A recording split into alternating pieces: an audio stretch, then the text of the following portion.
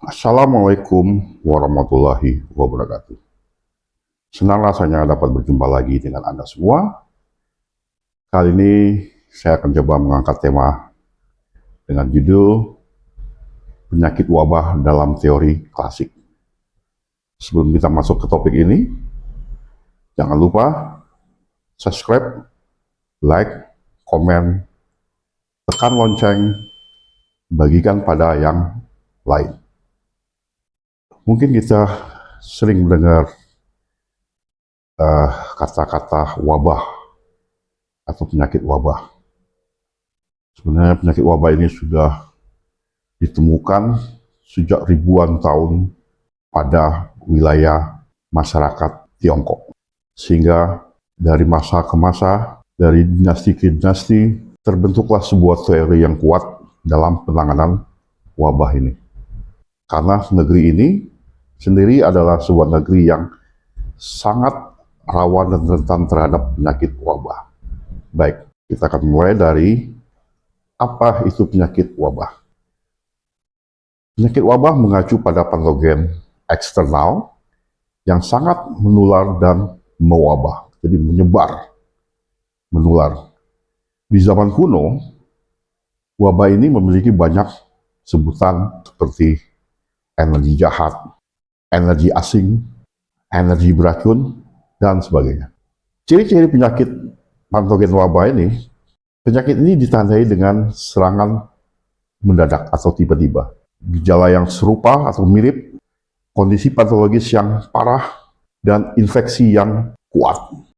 Dalam catatan medis kuno, cacar, kolera, dan wabah seperti yang kita kenal sekarang diklasifikasikan ke dalam kategori ini. Wabah ini erat kaitannya dengan iklim yang tidak normal, kepadatan penduduk, lingkungan yang kotor, makanan yang terkontaminasi, dan sebagainya. Perbedaan dan persamaan antara wabah dan 6 penyebab penyakit yang bersumber dari iklim yang berlebihan. Keduanya merupakan penyebab penyakit dari luar. Dalam sejarah yang panjang, pengobatan tradisional Tiongkok, wabah dan 6 penyebab penyakit dari luar, keduanya hidup berdampingan dari zaman kuno hingga saat ini. Perbedaan di antara keduanya terutama terletak pada karakteristik patogeniknya.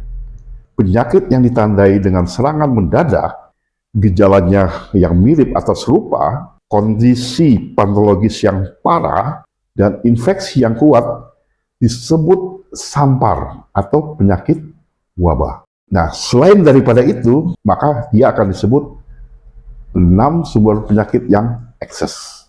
Namun, dengan pengamatan yang mendalam terhadap penyakit oleh para dokter kuno, ditemukan bahwa beberapa penyakit, meskipun tidak lazim di wilayah yang luas, memiliki karakteristik awal dan pergantian yang serupa.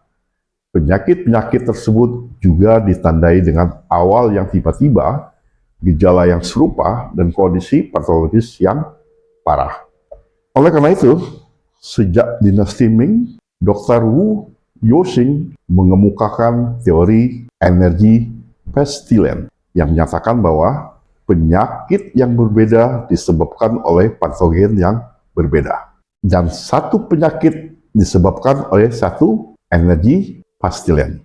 Teori ini yang 100 tahun lebih tua daripada teori lemologi serupa di dunia barat, merupakan peningkatan besar atau kemajuan besar dalam perkembangan tradisional China medicine dalam dia memperkenalkan penyakit menular.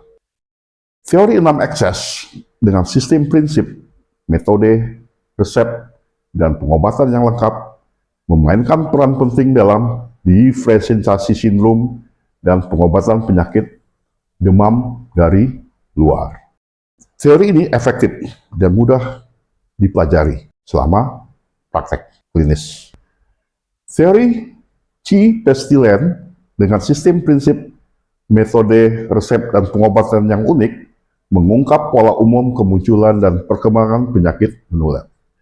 Oleh karena itu, teori ini sangat berharga dan sangat penting bagi pengobatan klinis. Lalu, bagaimana kita dapat memahami perbedaan dan persamaan antara 6 ekses tersebut dengan penyakit sampar atau penyakit wabah? Jawabannya terletak pada karakteristik patogennya, bukan leksikologi barat. Ini akan membantu seseorang memahami teori 6 ekses, membaca karya klasik kuno, dan mengobati penyakit. Sehingga kita akan memahami karakter penyakit ini. Demikianlah teori penyakit wabah ini kita bahas. Bagi teman-teman yang akan bertanya lebih lanjut tentang topik ini, silakan tulis di kolom komentar. Terima kasih atas perhatiannya. Semoga video ini bermanfaat bagi kita semua. Sehat selalu.